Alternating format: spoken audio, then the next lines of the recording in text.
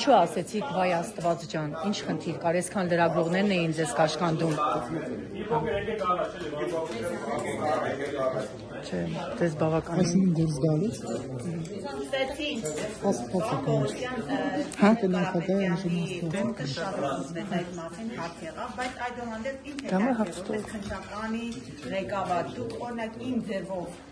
Արտահայտության մեջ ինչ եք տեսել եւ մինչեւ հիմա ինչ եք քննում այդ արտահայտության տակ, որ այս մարդը դեռևս շարունակում է կալանավորված։ Ինչ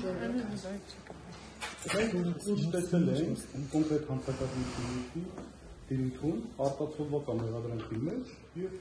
ավել մեկնաբանություն չեն կարող տալ։ Ինչ է արտա, այսքան մեր ինչ է։ Արտացոլված մեղադրանքի փաստական նկարագրության մեջ եւ վերջնական իրավական գնահատական տրված է։ Այս ձևով այլ մեկնաբանություն։ Այսինքն չի դատարան, եթե վերջնական տրված է, եթե դուք արդեն դատացել եք, որ իշխանությունը զարթելու կոչա, եկեղեցին պաշտպանելու մեկնաբանությունը, ինչի գործի չեք ուղարկում դատարան։ Առանձնացնեք ուղարկեք ինչպես բազմաթիվ գործեր եք ուղարկում։ Այդ հարցին պատասխանեցի արդեն, ազգային ժողովի պատգամավորներից ինձ այդ հարցը տվեցին, որովհետև նախաքննություն է կատարվում, երբ որ նախաքննությունը կավարտվի, կլուծենք քրեական բարույթի ելքը։ Պարոն Պողոսյան, ես շարունակում եմ խնդրել, մեր ձևով ինչպես է ստացվել, որ իշխանության զարթում են համարվել իրավապահ համակարգի կողմից։ Այսինքն մեր ձևով մարդը կարող է գնալ պատահածների մասնակցել, մոմ վառել։ Այսինքն մեր ձևով ինչու մեր ձևով համարեցիք, որ իշխանություն է ում զարթում։ Որովհետև մենք տվեցինք իրավական գնահատական եւ համարեցինք, որ դա ենթադրաբար հանցավոր դրսևորում է։ Դրա վրա Աշինյանի հայտարարությունները, որ անմիջապես հետո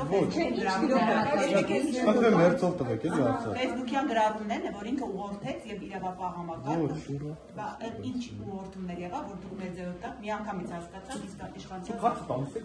պատասխան լսում եք։ Ես տեսնում եմ, ավելի Գրամյանը ասում է հոգեվորականների բարեկամների շատ եք մոտիկանում ու շատ եք բարձր գոռում։ Շատ բարձր։ Ես ասացի, մեղադրանք առաջադրել են, մեղադրանքի հաստատական նկարագրության մեջ արտացոլված է, թե հանցակազմի էությունը ինչու է, եւ տրված է դրա իրավաբանական որակումը։ Հիմա դրանից ավել, դուք ինձ հիմա մեղադրանքի էությունը ասում եք պարզաբանի։ Մեղադրանքի մեջ ամեն ինչ արտացոլված է։ Հիմա որ մենք ասենք,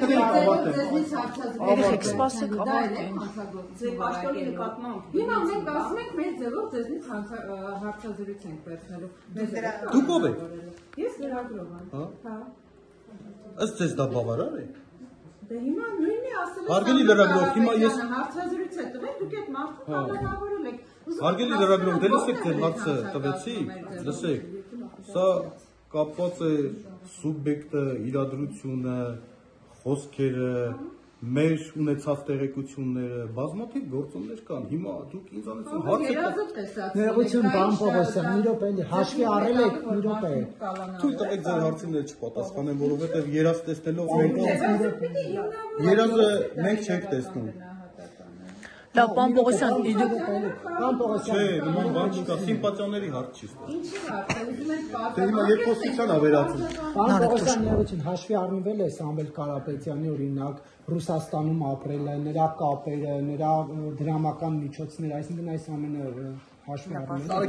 Բերեք, քանի որ գործը գտնվում է նախաքննության փուլում, դուք ձեր հարցադրումներն այնպիսին են, որին պատասխանելու համար եւ ստիպված եմ լինելու գործի որոշակի փաստական տվյալներ մեջ բերեմ։ Թույլ տվեք այդ հարցին չանդրադառնամ, որովհետեւ գործը նախաքննության փուլում է գտնվում։ Երբ որ մենք գործը ավարտենք,